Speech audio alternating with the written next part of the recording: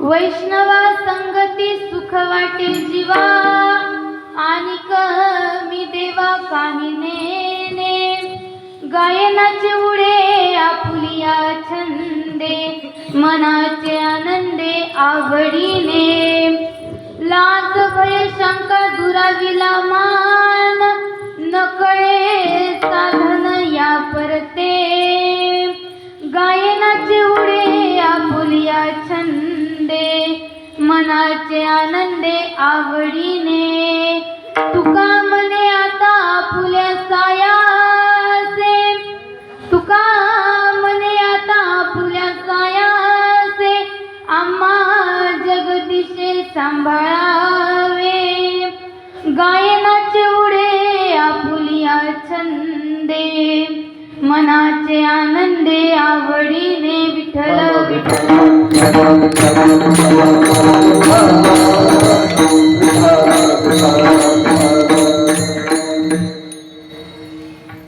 पांडुरंग दादा श्रीपाद शिष्यं, सद्गुरु सेवा खंड ज्ञानदानं.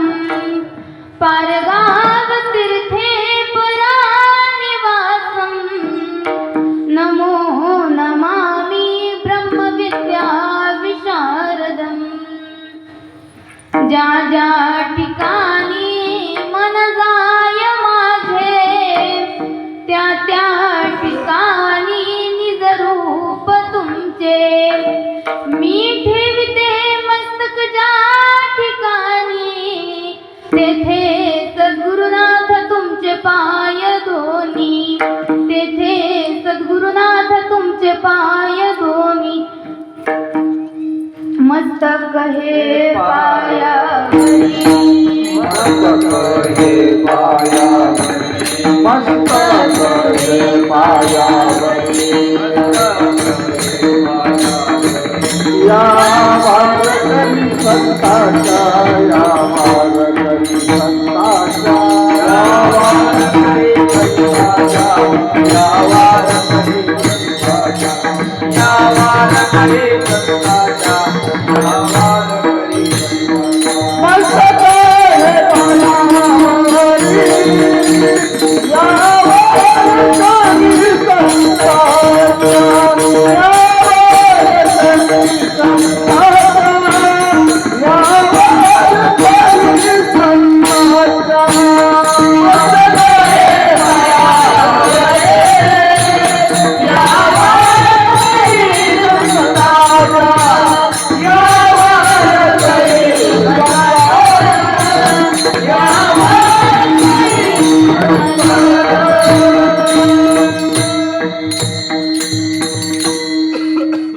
मस्तक हे पायावरी, या वारकरी संतांच्या, या प्रस्तुत प्राप्त प्रसंगी कीर्तन रूपी सेवेकरिता निवडलेला अभंग. संत शिरोमणी तुकोबाराय यांचा. आणि या अभंगामधून तुकोबाराय काय सांगतात की काय, वैष्णवा संगती सुख वाटे जीवा. आपल्याला इतरत्र सुख कुठेच भेटू शकत नाही. मग खरंच सुख जर कुठे भेटत असेल तर ते फक्त आणि फक्त वैष्णवांच्याच संगतीमध्ये भेटू शकतं. पुढे काय म्हणतात की गायनाचे उडे आपुलिया छंदे, मनाच्या आनंदे आवडीने. ज्यावेळेस त्या वैष्णवांमध्ये राहिल्याच्या नंतर ज्यावेळेस ते सुख आपल्याला कळू लागतं, त्यावेळेस अष्टसात्विक 8 प्रकारचे भाव आपल्याला उत्पन्न होतात. आणि मग त्याच्यानंतर काय होतं, लाज भय शंका दुराविला मान, नकळे साधन या परते. ज्यावेळेस ते भाव आपल्याला निर्माण होतात त्यावेळेस जगाचा विचार आपण करत नाही. बाबा म्हणायचे की जोपर्यंत तुम्ही जगाचा विचार करताय तोपर्यंत तुमचा परमार्थ सफल होत नाही. तोपर्यंत तुमच्या भक्तीच्या जे शिखर आहे त्याला कळस बसत नाही. आणि शेवटच्या चरणामध्ये तुकोबाराय म्हणतात की काय, भगवंता तू काय कर आम्हाला, तर तूच आमचा सांभाळ कर. भगवंता आम्ही पूर्ण आमचा भार तुझ्यावरती घातलेला आहे. विठ्ठल विठ्ठल.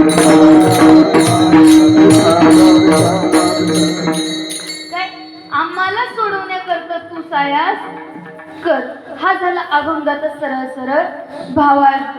बघा, कीर्तनरूपी सेवेला सुरुवात करण्यापूर्वी थोडासा परिहार द्यायचा, तो म्हणजे असा की सालाबाद प्रमाणे याही वर्षी या ठिकाणी पवित्रशी या पुण्यभूमीमध्ये माझ्या पांडुरंग दादांचा प्रगट दिनानिमित्त चालू असलेला हा वैष्णव मेळावा आहे. कितवं वर्ष आहे बाबा? किती वर्ष झाले? साधारण 13-14 वर्ष झाले असतील या मेळाव्याला. तर बघा, कोणाचा पण प्रकट दिन साजरा होत नाही. बघा, दादांच्या आयुष्यातले अनुभव सांगायचे झाले तर ते सांगता येणार नाही. त्यांनी एवढी सर्वांवरती कृपा केलेली आहे आणि ती कृपा झाल्याच्या नंतर बाबा टिकणं फार अवघड. काय बघा बरं का, टिकणं फार अवघड आहे. कारण की मी ज्यावेळेस वैष्णव मेळाव्यात यायची ना, त्यावेळेस पाय ठेवायला जागा नव्हती. काय पाय ठेवायला जागा नव्हती. इतके भरगच्च वैष्णव मेळावे होते. त्यावेळेस ते साधक मंडळींचा भाव पण फार मोठा, इतका शुद्ध भाव ना की असं वाटायचं की याच्यानंतर ते परत कधी या मार्गातून दुसरीकडे जाणारच नाही. एवढे त्यांचे भाव होते सुरुवातीला. परंतु काय होतं ना, परत परत तो भाव कुठे जातो ना हेच कळत नाही. काय चिंतन कमी पडतं किंवा काय होते काय माहित नाही, किंवा संगत बिघडती काय होतं. जसं भाऊ म्हणतात की हिरा ढेकणाच्या संगतीत गेल्यावर काय होतं त्याचा खंड होतो. जो हिरा कधीच त्याचा भंग होत नाही, तो ढेकणाच्या संगतीत गेल्याच्या नंतर काय होतो? भंग होतो त्याचा. तसे एवढे साधक होते, परंतु आज ते निम्मेच झाले. काय झाले? निम्मेच झाले. आणि जे आले ते पण अर्धे गेले. काय झाले? आलेले अर्धे पण गेले. म्हणजे आता खरा परमार्थ करायला काय करायला सगळ्यांना फोन करून या म्हणावं लागतंय. सगळ्यांना बरं का. आमचं फोनचा आम्हाला 3-4 फोन झाले. काय आम्ही पण बिन बोलवता आलेलं नाही. म्हणजे प्रत्येकाला फोन करायचा, त्यांनी एवढे सायास करायचे आणि त्याच्यानंतर हा वैष्णव मेळावा टिकून आहे. बघा, एवढं सगळं परमार्थासाठी सहन करावं लागतं. भाऊंनी मला वारीमध्ये एक दृष्टांत सांगितलेलं होतं. आम्ही सहज गाडीमधनं जात होतो. जात असताना संजूभाऊ मला सहज त्यांचा विषय चालू होता.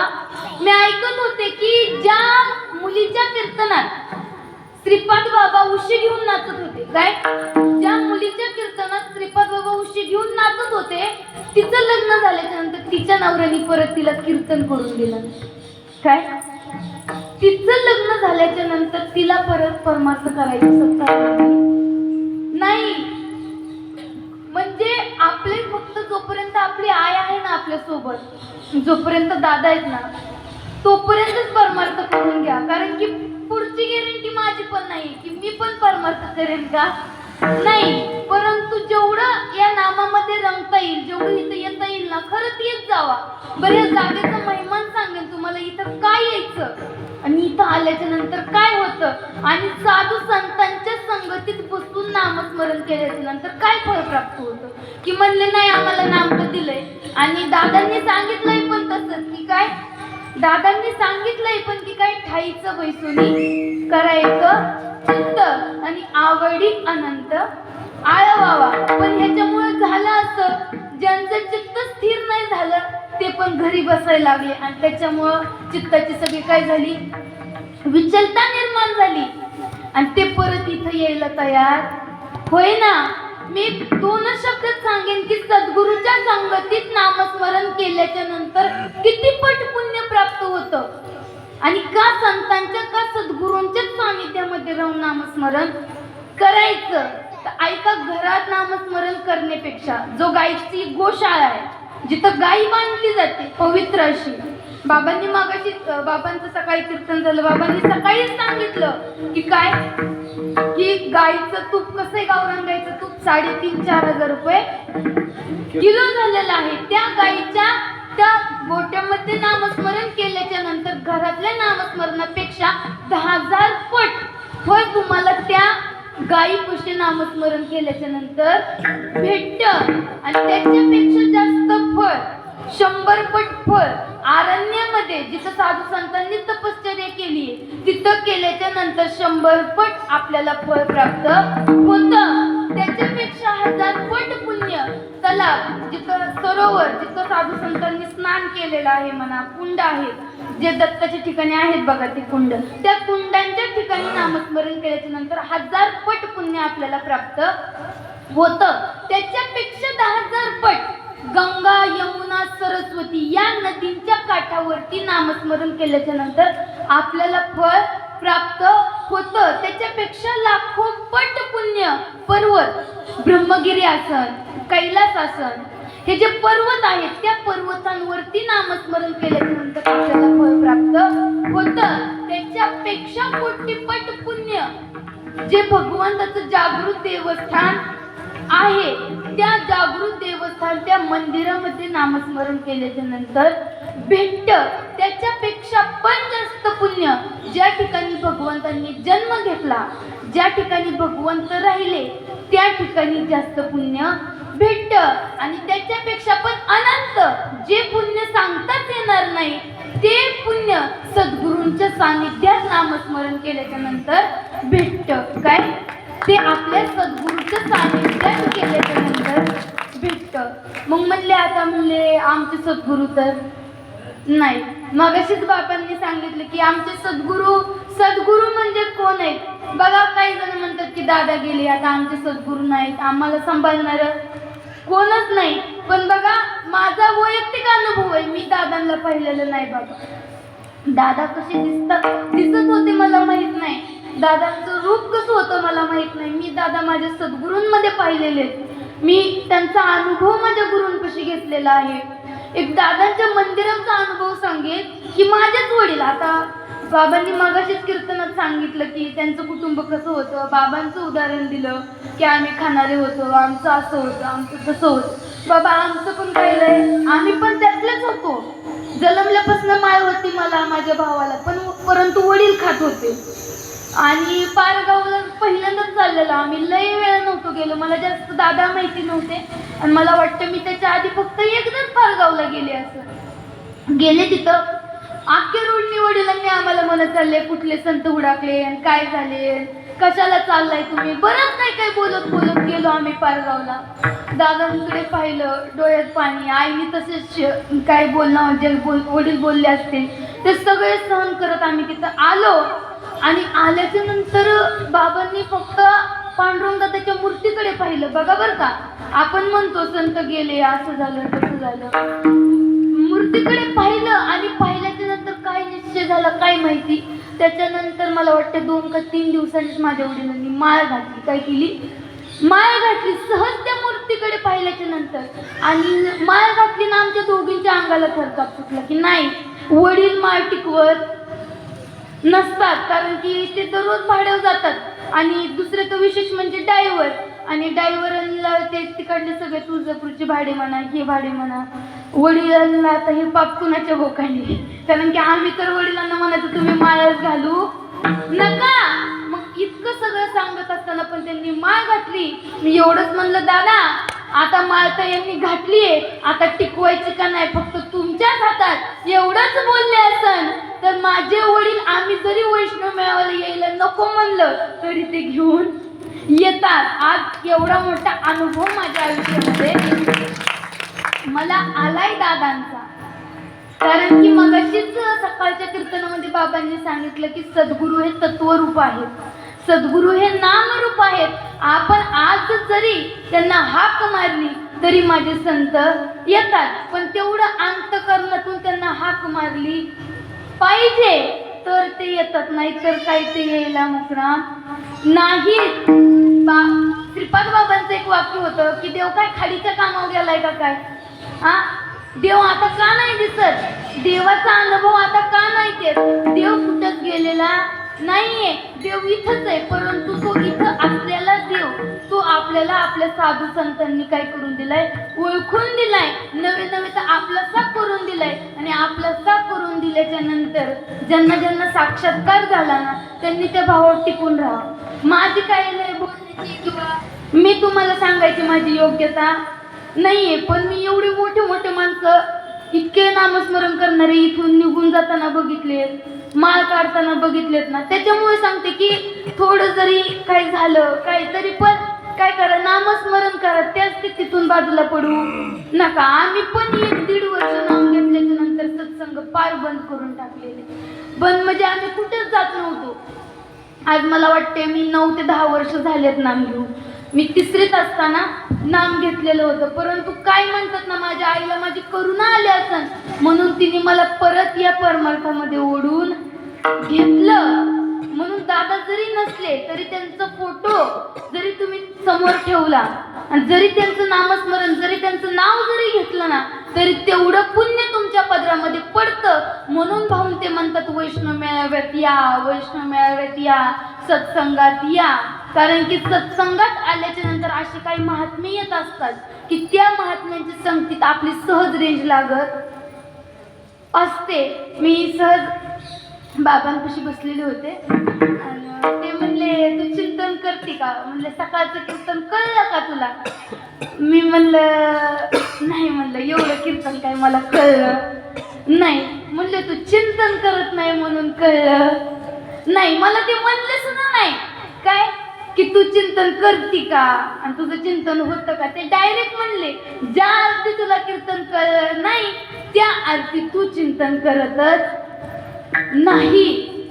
म्हणून इथले काय काय गोष्टी कळण्याकरता तेवढा काय म्हणतात, धनराज बाबांचं एक वाक्य होतं बघा, माझं कीर्तन कळण्यासाठी किलोचा मेंदू लागतो, त्याच्यापेक्षा छटाकभर पावसात सुद्धा कमी जमत नाही. तसं नामधारकाचं कीर्तन करण्याकरता तो साधक अनुसंधानावरती असला पाहिजे तर त्याला कीर्तन कळतं. कारण की कुठं आम्ही दुसरीकडे गेलो ना भरपूर बोलू शकतो, परंतु या स्टेजवर आल्याच्या नंतर ना काय बोलावं हा प्रश्नच पडतो. का पडतो? कारण की इथले 90% कीर्तनकार, 90% माणसं सुज्ञात, एक जरी चूक झाली तरी त्यांच्या लगेच ध्यानात येते. एवढीशी चूक होऊन द्या म्हणून काय वाटतं दुसरीकडं एवढी ज्ञानी माणसं नसतात. काय हसवलं म्हणजे मोठं कीर्तनकार झाला अशीतली गोष्ट नाहीये. इथलं कीर्तन करायला बाबा हातपाय अजून थरथर कापतात. काय असं वाटतं की आता काही चुकतंय का काय काय एवढे मोठे मोठे महात्मे आहेत. आणि विशेष म्हणजे ते दाखवत पण नाही काय आम्ही आहोत म्हणून.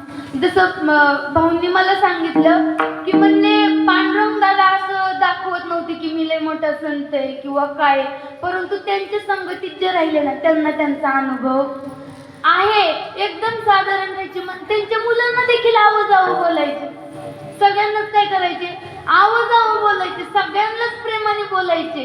आणि त्यांच्या संगतीत जे राहिले ना आणि त्यांनी ज्यांची संगत अंतकरणातून धरली ना ते कधीच बिघडू शकत नाही. म्हणून संतना की संग लागरे तेरी अच्छी बने, संतना की संग लागरे तेरी अच्छी बने,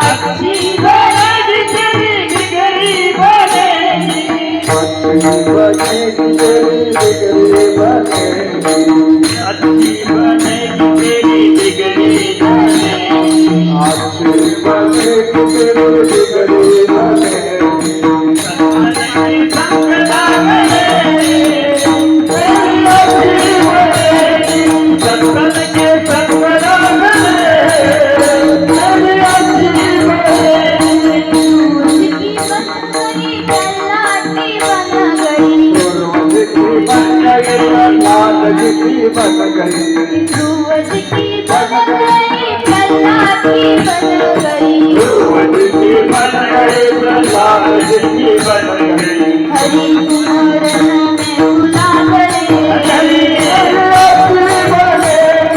संगत के संग लागरे तेरी अच्छी बनेगी, संगत के संग लागरे तेरी अच्छी बनेगी, संगत के संग लागरे तेरी अच्छी बनेगी.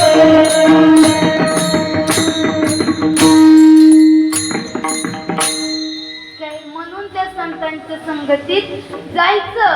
हो ये बड़ो भाग रे तेरी अच्छी बनेगी तेरी बिगड़ी बनेगी. म्हणून तुमचं जे काही बिघडलं असेल ना ते जर नीट करायचं असेल तर इथं या. नाहीतर त्यांना वाटतंय ना माझं सगळं सुरळीत चाललंय, मला काही गरज नाहीये, त्यांनी नाही आलं तरी जमन. कारण की त्यांना जर बघा एक प्रमाणे एक वाक्य बघा, लोह परिसासी सद्गुरु महिमा अगाधाचे, सद्गुरु महिमा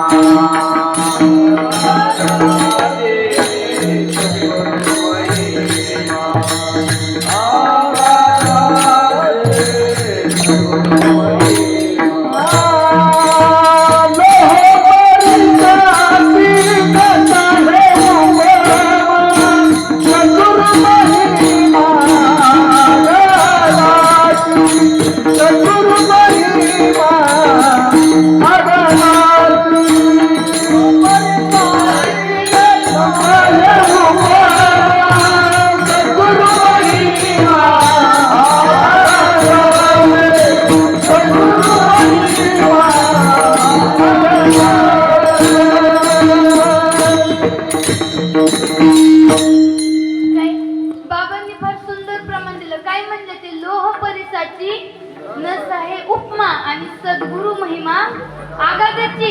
त्यांची उपमा सुद्धा संतांना देता येत नाही.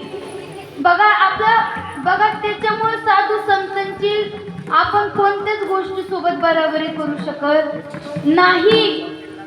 काय एवढं त्यांच्या संगतीत राहिल्याच्या नंतर आपलं सोनं होऊन जातं. काही सद्गुरूने उंच बसविले हात पुरे ना यमाचा.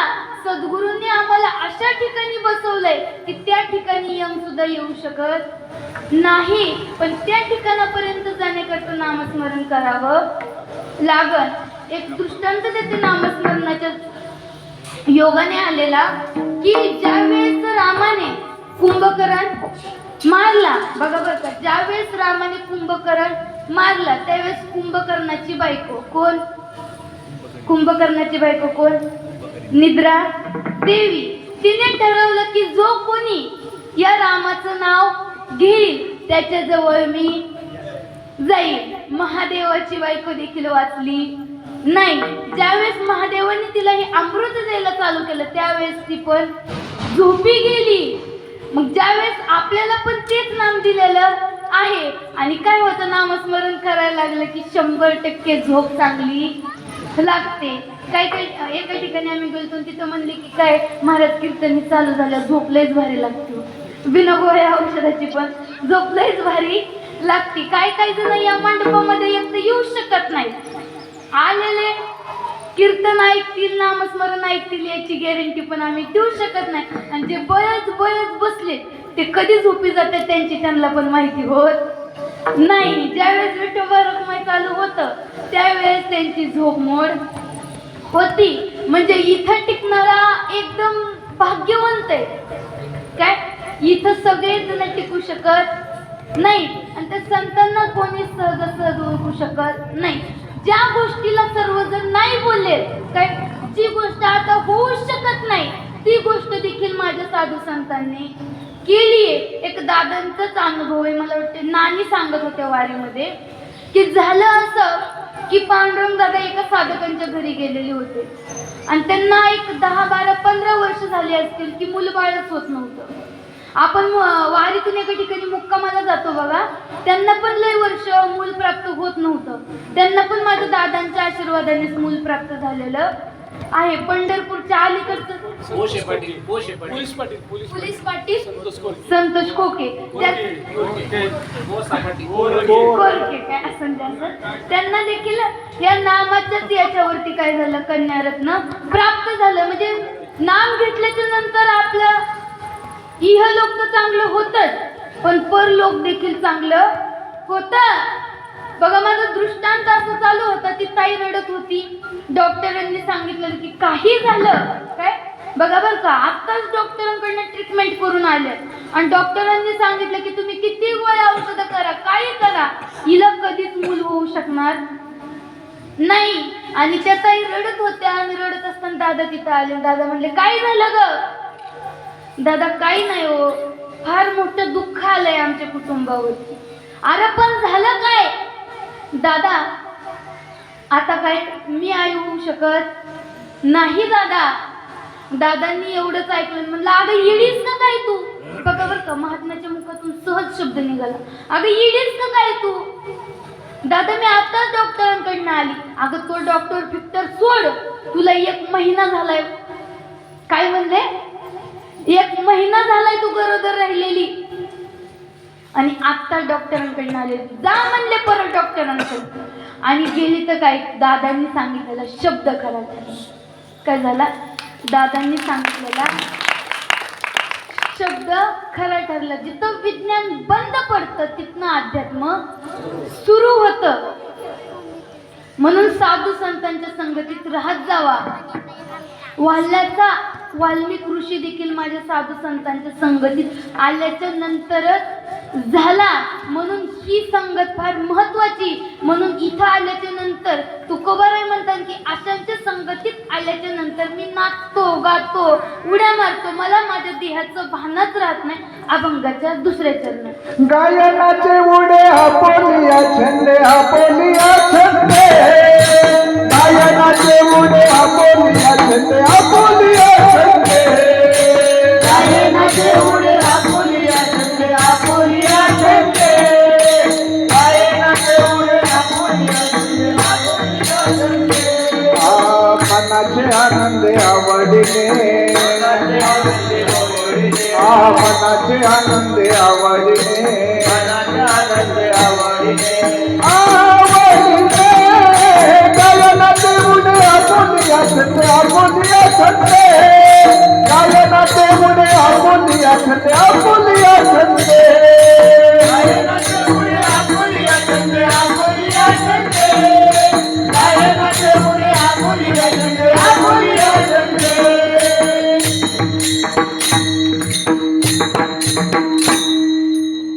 त्यावेळेस अशी स्थिती प्राप्त होती. काही काही जणांना सत्संग भेटत नाही बाबा, म्हणून ती इतक्या लांब नाही येतात ना, भरपूर लांब नाही येतात. आमचे बंटी भाऊ असतील, आमचे नवनाथ महाराज असतील, इतक्या लांब नाही येतात सत्संगासाठी. आणि इथं त्याच गावाच्या कडे इतका नाही, साधतच आहे ते इथं येत नाही. म्हणजे काय म्हणतात ना, ज्याच्या अमृताला नको म्हणायचं, काय म्हणायचं, एखादं दादा दृष्टांत द्यायचे की बघा एखादा तहानलेला आहे, काय एखादा तहानलेला आहे आणि त्यांनी काय करावं, अमृत काय करावं, पेल्याकरता घ्यावं. आणि उन्हाळ्याच्या दिवसात काय होतं, त्याला मृगजळ पुढं दिसावं, पाण्यासारखं दिसावं. आणि त्यांनी तोंड तिथपर्यंत गिळा घेतलेलं अमृत थुकून द्यावं आणि त्या मृगजळाच्या मागं लागावं. तसं या संसारातल्या काहींचं झालं की ना थुकून देतात. काय करतात ना, बहु मृगजल देखून या डोळ्या अमृताचा गिरता. काय अमृताचं घ्या म्हणजे गळ्यापर्यंत आलेलं अमृत ते काय करतात, थुंकून देतात आणि काय करतात, ते विषयांच्या मागं लागतात. या नामा इतकं श्रेष्ठ साधन भगवंतापर्यंत जाण्याचं कोणतंच नाहीये. एवढा एकच मार्ग आहे, याच मार्गाने तुम्ही जाऊ शकता. नाही तर बघा एक उदाहरण सगळ्यांचंच पाठ आहे मला वाटते. असं कोणच नाही की ज्यांना हा दृष्टांत माहिती नसल. की काय ज्यावेळेस आपण एखाद्या भगवंताची आराधना करतो, बाबांनी एक सकाळच्या कीर्तनामध्ये एक फार सुंदर वाक्य बोलले. कोणतं होतं बघा, की एकच करा म्हणले, बायको काय बायकोशी एकनिष्ठ का, काहीतरी असंच एक वाक्य होतं. कुणाशी एकनिष्ठ राहिलं पाहिजे बघा, बायकोशी एकनिष्ठ राहिलं तर सगळे नातेसंबंध तोडल्याशिवाय राहायची नाही. आणि माझ्या संतांशी, माझ्या दादांशी एकनिष्ठ राहिले तर या सगळ्या भवबंधनातून तोडून भगवंतापर्यंत पोहोचवल्याशिवाय राहायचे नाही. म्हणून बघा, कोणाशी एकनिष्ठ व्हायचं, या संसाराशी कितीही एकनिष्ठ व्हा बाबा, तरी हा तुम्हाला बुडवणारच. आणि माझ्या साधू संतांच्या तुम्ही कितीही जवळ जावा, त्यांचा सहज जरी तुम्ही त्यांच्याकडे पाहिलं, त्यांचं सहज जरी दर्शन घेतलं, तरी तुम्ही त्या पदापर्यंत गेल्याशिवाय राहणार नाही. बघा, एक दादांचं एक पद सागर महाराज दादांनी तयार केलेलं आहे मला वाटतं. मी त्यांचं पद यूट्यूबला ऐकलेलं आहे की ज्यावेळेस मी माझ्या दादांना पाहते, ज्यावेळेस मी माझ्या पांडुरंग दादांना पाहते, माझ्या श्रीपाद बाबांना पाहते, त्यावेळेस मला एवढा आनंद होतो ना, मला त्या आनंदाचा पारावर राहत नाही. ज्यांना पाहता क्षणी खिलतो माझा मुखडा ग, पांडुरंग दादा माझ्या काळजाचा तुकडा, श्रीपाद बाबा माझ्या काळजाचा तुकडा. ज्यांना पाहता क्षणी खिलतो माझा मुखडा, श्रीपाद बाबा माझ्या काळजाचा तुकडा, रामलाल बाबा माझ्या काळजाचा तुकडा. त्यांच्या नामाचा महिमा आहे थोर, नाव घेऊन झाले मी विभोर. त्यांच्या नामाचा महिमा आहे थोर, नाव घेऊन झाले मी विभोर. त्यांना पाहता क्षणी, दादांना पाहता क्षणी, संगीतांना पाहता क्षणी खिलतो माझा मुखडा.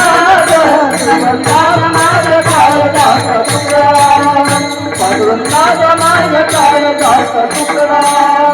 शिवा बाबाचं नातं मला कोणी, त्यांनी जीवनात केलं माझ्या येणार. शिवा बाबाचं नातं मला कोणी, त्यांनी जीवनात केलं माझ्या येणार. ज्यांना पाहता क्षणी, ज्यांना पाहता क्षणी खिलतो माझा मुखडा. श्रीपाद बाबा माझ्या काळजाचा तुकडा, रामलाल बाबा माझ्या काळजाचा तुकडा, पांडुरंग दादा माझ्या काळजाचा तुकडा.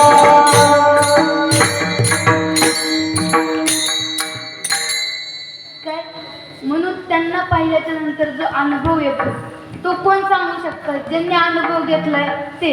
बाबा पाठांतराचे एवढे वेदशास्त्र इथं सांगितलं, इथं कुणालाच गोडी येणार नाही, परंतु इथं अनुभवाचे जर बोल सांगितले, काय अनुभवाचे जर बोल सांगितले तेच इथं सगळ्यांना गोड वाटतात. नाही तर तुम्ही पाठांतर केलेले इथं कितीही सांगण्याचा प्रयत्न करा, ते इथं कुणालाच गोड लागणार नाही. सकाळी बाबांचं कीर्तन झालं उद्घाटनपर, मला वाटते दत्त दिनाचा काहीतरी एक सोहळा होता दत्तात्रयांचा, आणि त्यावेळेस माझं पण कीर्तन होतं आणि बाबा त्या ठिकाणी आलेले होते.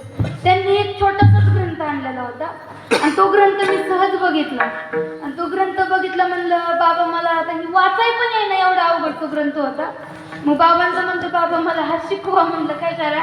बाबांना म्हणलं हा शिकवा मला ग्रंथ. बाबा म्हणले ह्या ग्रंथांच्या नादी लागणं म्हणजे काय सोपं नाहीये. आम्ही आनंदीत असताना विचार सागर शिकायचा बाबा प्रयत्न केला, पण म्हणलं त्याचे विचार एवढे डेंजर होते की परत त्याला हातच लावला नाही. 1-2 दिवस गेलो विचार सागराच्या पाठ्याला. म्हणलं आता हे आपली कामं नाही. वेदांचा तो भारा येरांनीच व्हावा, काय वेदांचा भारा आम्हाला झेपणार नाही. त्याचे सार रूप आहे, त्या वेदातून या सगळ्यातून मंथन करून जेवढं सार दिलंय तेवढ्याच्याच नादी लागलेलं बरं आणि तेवढ्यातच राहिलेलं बरं. कारण की गोपिकांकडे एवढं तत्वज्ञान एवढं हे सगळं नव्हतं, पण गोपिकांकडे काय होतं? हे नाम होतं, हा भाव होता. म्हणून सांगतात की तुमचा फक्त भाव शुद्ध पाहिजे. काय भाव निकास झाला, देव पाहुणा घरात आला. म्हणून भाव आपला शुद्ध पाहिजे, दुसऱ्या कोणत्याच गोष्टीच्या नादी लागू नका. हा माझा अनुभव आहे, मी नादी लागून बघितलंय म्हणून तुम्हाला सांगते की काय त्या गोष्टींच्या नादी जेवढं लागतं ना तेवढं काय होईल, तुमचं डोकं दुखायला चालू होईल. कारण की 6 शास्त्र 18 पुराण एवढ्यांचा अभ्यास आपल्याच्याने होणार नाही. तो जे सार आहे ते भगवंताने जे काढलेलं आहे त्या नामाचंच जप करा, त्या नामामध्येच राहावा, तरच आपण काय होईल, मुक्त होऊ जाऊ शकतो. बाबा म्हणतात बघा, संसार करायचं म्हणलं आपण कसा करतो बाबा? शेजारच्या पेक्षा चांगला करतो. म्हणले इतका उत्तम करतो की म्हणले एक जणाच्या पोटात दुखत होता. आता सगळ्यांनाच उदाहरण माहिती. म्हणलं का पोटात दुखते? आता आमचे डॉक्टर इथंच आहे, त्यांच्याकडे ते पेशंट गेलेलं होतं, इथं बसले डॉक्टर आणि त्यांच्याकडे पेशंट गेलेले होते. ते म्हणले बाबा तुमच्या कशामुळे पोटात दुखते? ते म्हणते काही नाही, निक पोटातच दुखतंय. बाबा कशामुळे दुखतं? काही नाही, निक पोटातच दुखते. ते म्हणले नेमकं झालंय काय? तर ते म्हणले काही नाही, शेजारच्याने जरा दुसरा मजला झाला. मग त्यांनी आता औषध काय सांगावं त्याच्यावर? औषध काय सांगा? काय नाही म्हणले, फक्त तुम्ही तिसरा मजला धरा, याला दुसरं औषधच नाही. याला औषध गोळ्या काय करणार आहे? तर काहीच करू शकत नाही. तसं परमार्थच आल्याच्या नंतर तुकोबाराय म्हणजे काही ऐसी दशा येईल माझ्या अंगा आणि चित्त पांडुरंगा झुरत असे. हे साधू संत उद्धरून गेले, मी कधी उद्धरून जाईन असं आपल्या जीवाला ज्यावेळेस वाटेल त्यावेळेस आपण केलेला परमार्थ सार्थकी लागन. अन्यथा आपण कितीही पोपटपंची केली तरी आपला परमार्थ शेवटपर्यंत जाणार नाही. म्हणजे इथं येण्याकरता भरपूर सगळ्या गोष्टींचा संघर्ष करून यावं लागतं. आता इथं आमचा दादा आलेला असन, काय ते सर्वजण आले, त्यांना काही काम नाही का? ते 800-900 रुपये दिवसाचे बुडून आलेले, काय प्रत्येक जण आपापल्या कामातून काय करून आलेले, सगळं सोडून आलेले. आणि ते प्रपंच तुम्ही एक दिवस पण सोडू शकत नाही. मग तुम्हाला असं का वाटतं की भगवंत तुम्हाला आपलंसं करून घेईल? कारण की या धर्तीवरती तर एवढी मनुष्य जात आहे, एवढी माणसं आहे की काय त्यांची काही गणना करता येणार नाही. तर सगळ्यांचं भार सोडून तो तुम्हालाच न्यायला काय येईल? काय येईल? नाही येणार. तुम्ही त्याच्याशी एकरूप झालात तर न्यायला येईल. म्हणले दादा गेल्याच्या नंतर पण म्हणले दादाचा मेसेज काय, वैष्णव मेळावा व्हायच्या आधी संगीता माईकवर करायच्या की वैष्णव मेळावा कसा चालू आहे, की काय चालू आहे. आता काय दादांना जे बोलायचे ते संगीतामाई काय करत होते, अगोदरच सांगत होत्या. म्हणजे महात्मा जो आहे तो आपल्यातच आहे, पण तसं भाऊ पाहिजे. आपण जर म्हणलं, बघा बाळूमामा तळावरती हे वाक्य बोललं जातं की जो मला हाय म्हणन त्याच्यासाठी मी हाय, आणि जो मला नाही म्हणन त्याच्यासाठी हा बाळू धनगर कवाच नाही. तसंच आपल्या पांडुरंग दादांचं देखील आहे की तुम्ही जर त्यांना आत्ताही हाक मारली तरी दादा येतात, आणि आत्ताही दादांना पाहिजे तसा परमार्थ केला तरी दादा येणारच आहे. काय बघा, काही जरी झालं तरी स्वतःचा मुलगा बापाचं नाव बदलतो का? बदलतो का? नाही बदलत. तसं जर कोणी काही का करेना, फक्त दादांचं कार्य चालू राहिलं म्हणजे बस, हा मार्ग चालू राहिला म्हणजे बस. कारण की भगवंत म्हणतात ही माया एवढी खट्याळ आहे, एवढी खट्याळ आहे की ती कधी कोणाला ओढून घेऊन जाईल सांगता येणार नाही. बघा, ज्या ब्रह्मदेवांनी आपली बुद्धी बनवली, आपली बुद्धी कुणी बनवली? ही माणसं सगळे कुणी बनवले? ब्रह्मदेवांनी बनवले. आणि ब्रह्मदेव त्या भगवंताला म्हणतात की माझी बुद्धी एवढी सक्षम नाहीये की मी तुम्हाला जाणून घेऊ शकतो. ब्रह्मदेव स्वतः त्या भगवंताला म्हणतात की काय, माझी बुद्धी एवढ्या त्या पातळीवर गेलेली नाहीये, त्या स्थितीवरती गेलेली नाहीये की भगवंता मी तुला समजून घेऊ शकत. मग आपण तर त्या ब्रह्मदेवाने निर्माण केलेली माणसे, मग आपली बुद्धी त्या भगवंताला कितपत जाणून घेऊ शकत? आपण त्या भगवंताचा अंश पण जाणून घेऊ शकत नाही. परंतु त्या भगवंतापर्यंत जाण्याचा आपल्या सद्गुरूंनी सांगितलं ना की तुम्ही हे नाम घेतल्याच्या नंतर तुम्ही भगवंतापर्यंत जाणार. बस तेवढे एकाच वाक्यावरती विश्वास ठेवायचा, आणि तो पण तसा दृढ विश्वास ठेवायचा की नाही, आता माझे सद्गुरू म्हणलात ना की मी त्या मार्गापर्यंत जाणार, मी माझ्या सद्गुरूंपाशी होणार, भगवंतापाशी होणार. तर विश्वास ठेवायचा, आणि ज्याचा विश्वास डगमगीत आहे का नाही, काय तो तिथपर्यंत जाऊ शकत नाही. म्हणून अंतकरणातून माझे काय दादा सांगायचे की काय तुम्ही परमार्थाला लागा. बघा, आम्हाला लागा सांगण्यात आमचे 13 वर्ष गेले, तरी पण आम्हाला सांगावंच लागतं वैष्णव मेळाव्याला या, नामस्मरण करा. अजून पण चिंतन कमीच आहे. पण पांडुरंग दादांचं तसं नव्हतं की सहज मी ऐकलेलं की त्यांना ज्या क्षणी हे नाम भेटलं तत्क्षणी त्या क्षणी तत्पर झाले दादा, आणि त्यांनी त्या क्षणापासून संसार करायचा सोडून दिला. म्हणजे काही हिमालयात जाऊन ते राहिले नाही. त्यांनी तेव्हापासून साधू संतांना हा हरिनामाचा काय त्यांनी मार्ग सांगायला लागले की तुम्ही ते हरिनाम घ्या. घे घे घे हरिनाम घे, माया सारी सोडून घे घे घे हरिनाम घे, माया सारी सोडून दे. हात लावणी नसगाला कारण तो चढाई ढाई, या संसाराच्या पायी नराचा नर जन्म तुला पुन्हा मिळायचा नाही.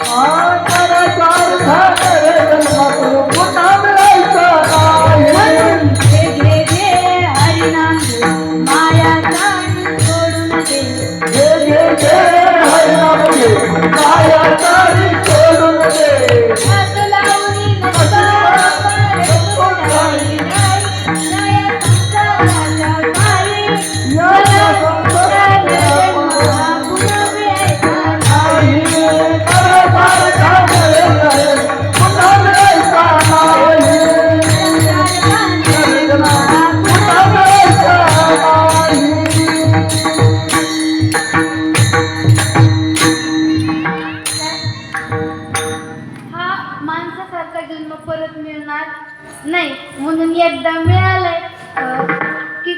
आपल्याच साधकांमध्ये हे उदाहरण सांगितलं जायचं की जसा एखाद्या आंधळ्याच्या हातामध्ये चुकून कावळा सापडावा तसा हा मनुष्य जन्म आपल्याला भेटलेला आहे.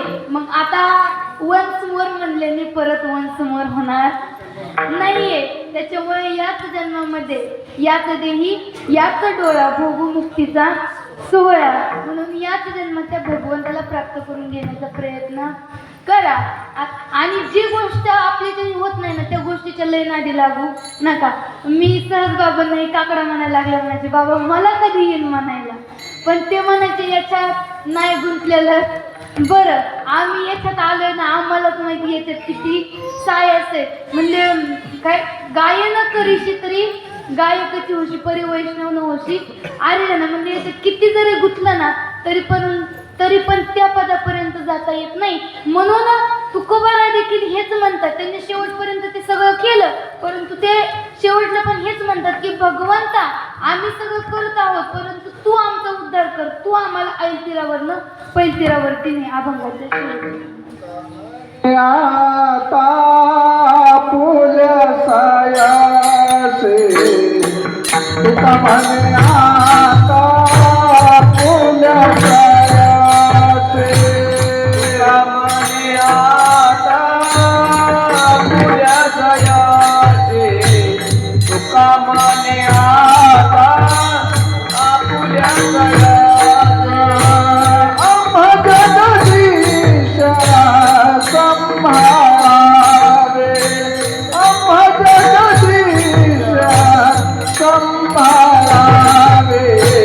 गायनाचे मुळे आपण गायनाचे मुळे गायनाचे मुळे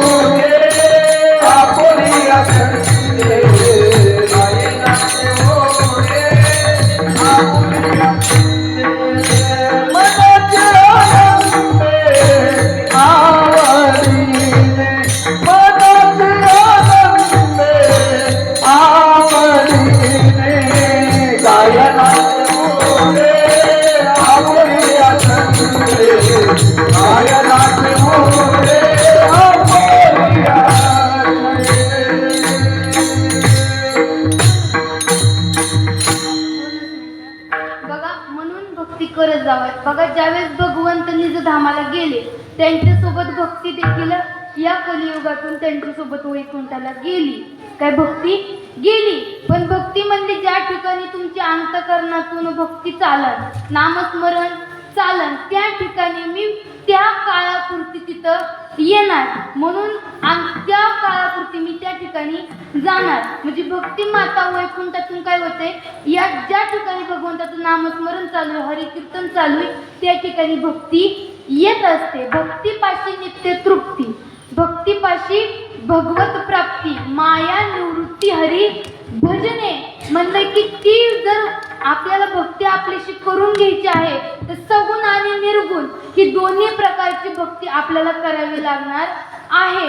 तरच आपण काय होणार आहे काय तर भगवंतापर्यंत पोहोचणार आहे. मग मी आता सगळं सांगितलंय. मग आता काय करा ती भक्ती इथं आपल्याला आणायची आहे. मग आता सगळ्यांनी एकदा काय करा वरती हात करा आणि त्या भगवंताचं एकदा मोठ्या प्रेमाने भजन करा. विठोबा